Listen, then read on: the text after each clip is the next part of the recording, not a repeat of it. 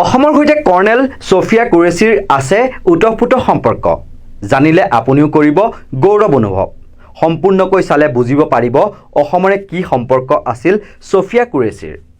ভাৰতীয় সশস্ত্ৰ বাহিনীৰ দুগৰাকী জ্যেষ্ঠ মহিলা বিষয়া কৰ্ণেল ছফিয়া কুৰেশ্বী আৰু উইং কমাণ্ডাৰ ভূমিকা সিঙে বৈদেশিক সচিব বিক্ৰম মিৰ্চিৰ সৈতে অপাৰেশ্যন সিন্দুৰ সন্দৰ্ভত সম্বোধন কৰিছিল। সংবাদ মাধ্যমৰ আগত ব্যাখ্যাৰ নেতৃত্ব দি ইতিহাস ৰচনা কৰে। 2025 চনৰ 7 মেত আৰম্ভ হোৱা এই অভিযানত 22 এপ্ৰিলৰ পেহেলগামত সংঘটিত সন্ত্ৰাসবাদী আক্ৰমণৰ প্ৰতিক্ৰিয়াৰ স্বৰূপে পাকিস্তান আৰু পাকিস্তান দখলকৃত কাশ্মীৰৰ 9টা সন্ত্ৰাসবাদী শিবিৰত নিখুঁত ক্ষেপণাস্ত্ৰ আক্ৰমণ কৰা হৈছিল। প্ৰেছ ব্ৰিফিঙত তেওঁলোকৰ বিশিষ্ট ভূমিকাই ভাৰতৰ প্ৰতিৰক্ষা বাহিনীত মহিলাৰ বৰ্ধিত নেতৃত্বৰ ওপৰত আলোকপাত কৰিছিল আৰু ৰাষ্ট্ৰীয় সংকল্পৰ প্ৰতীক আছিল। কৰ্ণেল ছফিয়া কুৰেশ্বী ভাৰতীয় সেনাৰ কৰ্পছ অৱ ছিগনেলছৰ এগৰাকী ট্ৰেইল ব্লেজিং বিষয়া।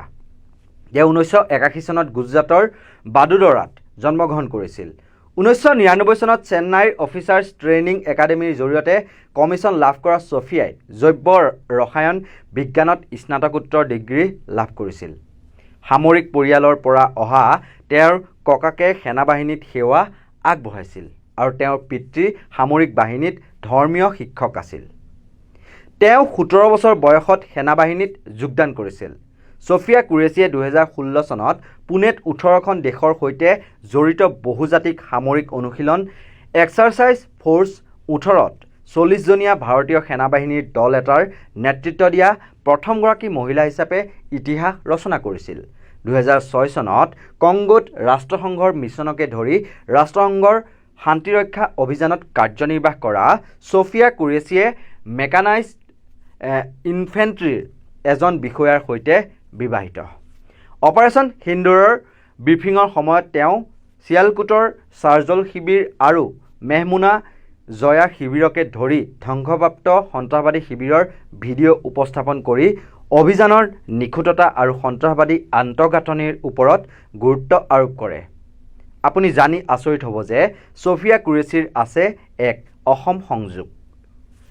গুৱাহাটীৰ নাৰেংগীৰ সেনা ছাউনীত 2 বছৰ কৰ্মৰত আছিল ছফিয়া কুৰেশ্বী।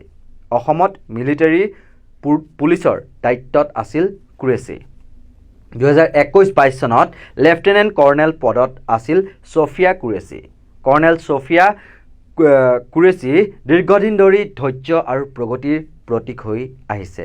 পুনেত অনুষ্ঠিত বহু ৰাষ্ট্ৰীয় সামৰিক অনুশীলন এক্সাৰচাইজ ফ'ৰ্চ 18ত ভাৰতীয় সেনাৰ এটা দলৰ কমাণ্ড কৰা প্ৰথমগৰাকী মহিলা হিচাপে তেওঁ ইতিহাস সৃষ্টি কৰিছিল।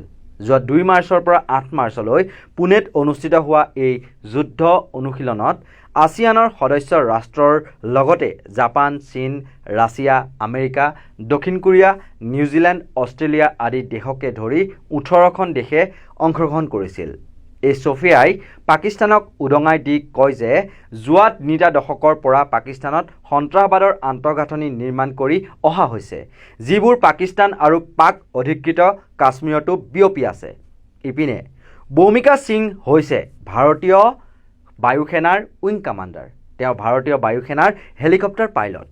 ভাৰতীয় বায়ুসেনাৰ পাইলট হিচাপে অতি বিপদসংকুল এলেকাত বিমান চলোৱাৰ অভিজ্ঞতাও আছে ভূমিকাৰ।